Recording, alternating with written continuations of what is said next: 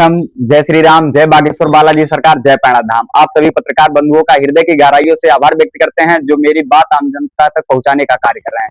और यात्रा जो बागेश्वर धाम सरकार कथायत पैदल संकल्प यात्रा थी, जो गुरु वशिष्ठ की धरती से शुरू होकर परम पूज्य बागेश्वर धाम बालाजी सरकार के श्री चरणों तक जानी थी। यात्रा 36 दिन की थी और इस यात्रा का उद्देश्य था कि अपने गृह जनपद गुरु वशिष्ठ की धरती में परम पूज्य बागेश्वर धाम सरकार की कथा कराना, कथा के माध्यम से सनातन का महाकुंभ लगाना, जो जातियों में बटे हैं हमारे भाई उनको एकत्रित करना, गौ माता को राष्ट्र माता घोषित करना और हिंदू राष्ट्र बनाना, इस उद्देश्य से यात्रा की गई थी।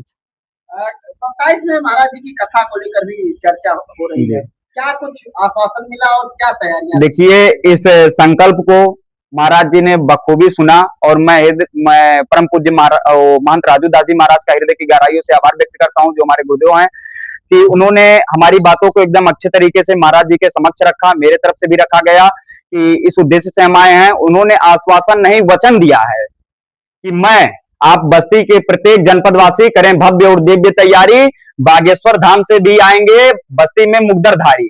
उन्होंने इन शब्दों को कहते हुए कहा कि आप 27 में तैयारी करिए, मार्च और अप्रैल के महीने में यह कथा होगा। जो आपका संकल्प था वो आपने पूरा किया जी, पैदल चलकर, और कितनी कठिनाइयों का सामना करना पड़ा, बीच में जो है आप हॉस्पिटलाइज भी हो गए।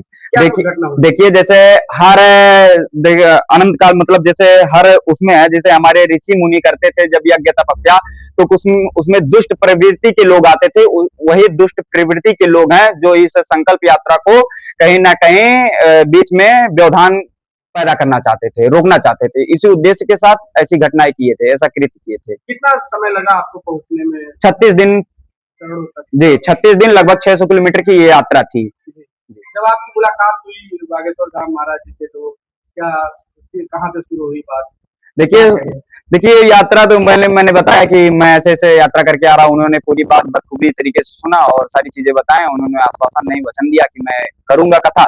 और इस प्रेस वार्ता का मतलब यह है कि बस्ती जनपद के प्रत्येक सनातनी तैयार हो जाएं और तन मन धन से तैयार हो जाएं, क्योंकि अपने गृह जनपद बस्ती में परम पूज्य बागेश्वर धाम सरकार की कथा अप्रैल के महीने में 2027 में होनी है। और आगे की रणनीति जो है कि अभी जो है हम लोग एक समिति बनाएंगे। समिति में जो व्यक्ति बुद्धिजीवी लोग जैसे हैं उनका सहयोग लिया जाएगा, समिति में जोड़ा जाएगा उसी हिसाब से, और एक रूपरेखा तैयार करके और कार्य किया जाएगा। जैसा भी होगा फिर प्रेस वार्ता के माध्यम से आप लोगों को अवगत कराया जाएगा। आप देखते इस कारवां को आगे बढ़ाने लगातार कठिनाइयों का सामना करना पड़ रहा है। देखिए, स्वयं भगवान रामचंद्र ने कठिनाइयों का सामना किए, तो हम नहीं कह सकते कि कोई कठिनाई थी, बस उनका नाम लेकर के आगे बढ़ रहे थे। धन्यवाद।